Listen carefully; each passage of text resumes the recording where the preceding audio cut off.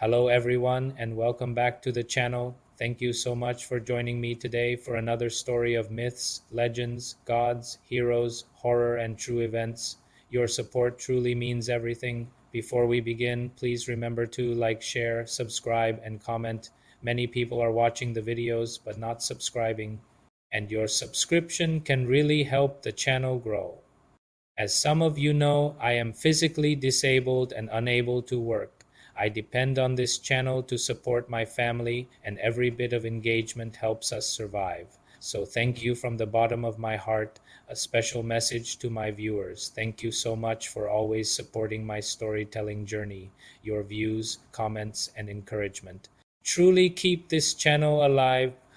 Today, I want to share something exciting with all of you. I'm planning to try some new types of stories on this channel, especially crime stories, mysteries, unsolved cases, and thrilling narratives that keep you guessing until the end. But before I dive into this new direction, I want to hear from you. What kind of stories do you want to see next? Do you prefer more myths and legends, horror stories, true events, Asian folklore, crime mysteries, or something completely new? Please leave your suggestions in the comments below. Your feedback helps shape the future of this channel, and I truly depend on your support to keep creating new content. Let's begin today's mystery. The AM confession, 3 o'clock AM, the hour where even the city holds its breath. In the quiet town of Meranti, the police station was nearly empty.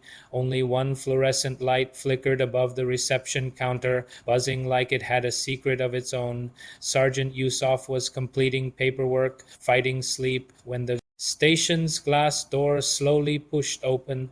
A man stepped inside, tall, thin, wearing a dark coat despite the warm Malaysian night. His face was calm. Too calm, he walked directly to the counter. "Can I help you?"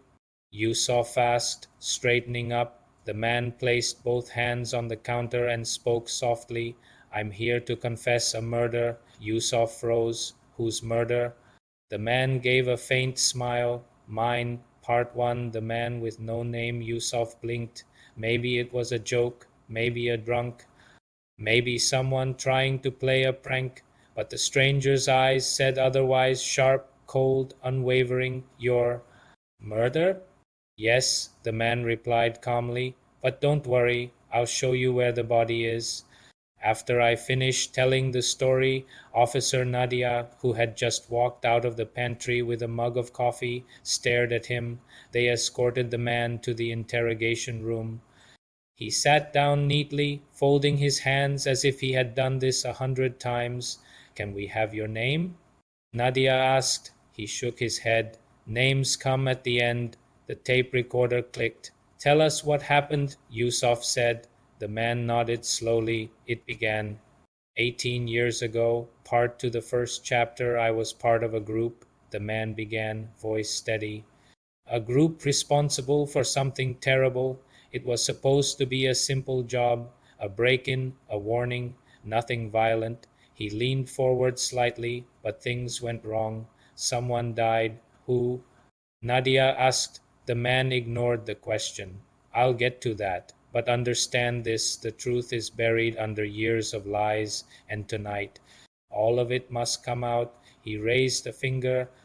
"Before the night ends, you will know everything, but every chapter must be told in order." He continued. The story he told was full of dark details: corruption, a missing politician, bribery, hidden accounts. He described scenes that matched cold cases from years ago.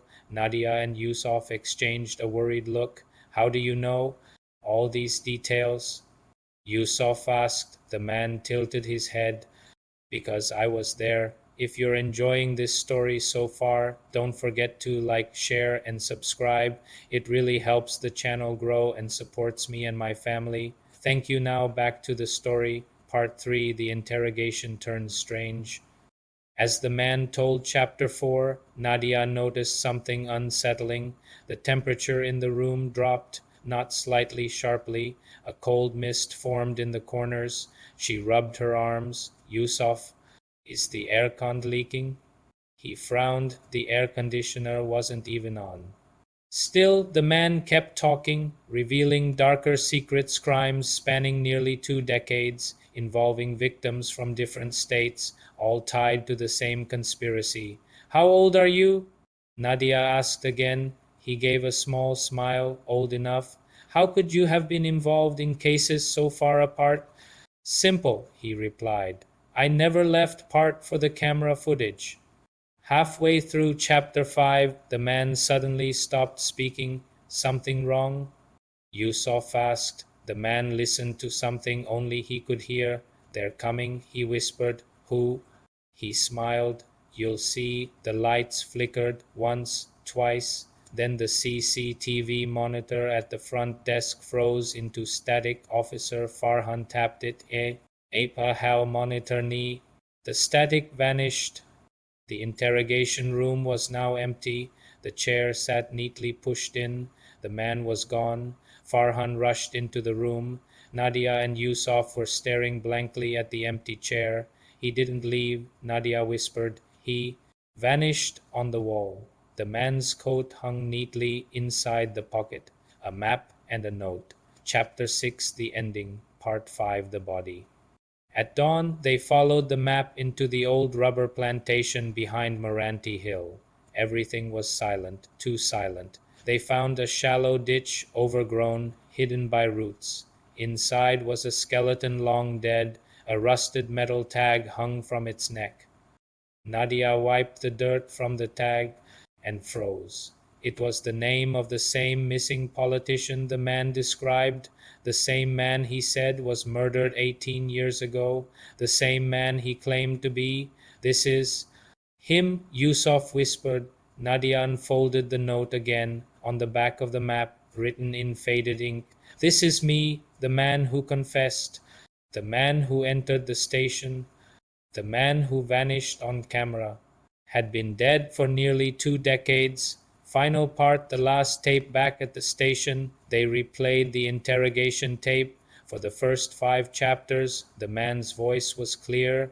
Then, at the moment he vanished, his voice continued, even though no one was in the room. Thank you for hearing my confession, the tape whispered. The truth needed to be told. The living couldn't speak, so the dead did. A chilling breath followed. Case closed. The recording ended. To this day, officers working the night shifts where they hear footsteps approaching the door at 3 a.m. Sometimes they hear the glass door open, but the station is always empty, or it's supposed to be. Thank you for watching this story. If you enjoyed it, please like, share, subscribe, and leave a comment. It helps the channel grow and tells the algorithm that you like this content. As you know, I am physically disabled and unable to work. I rely on this channel to support my family, and your support truly makes a difference. Thank you so much for helping us continue. Until the next story, stay safe and stay curious.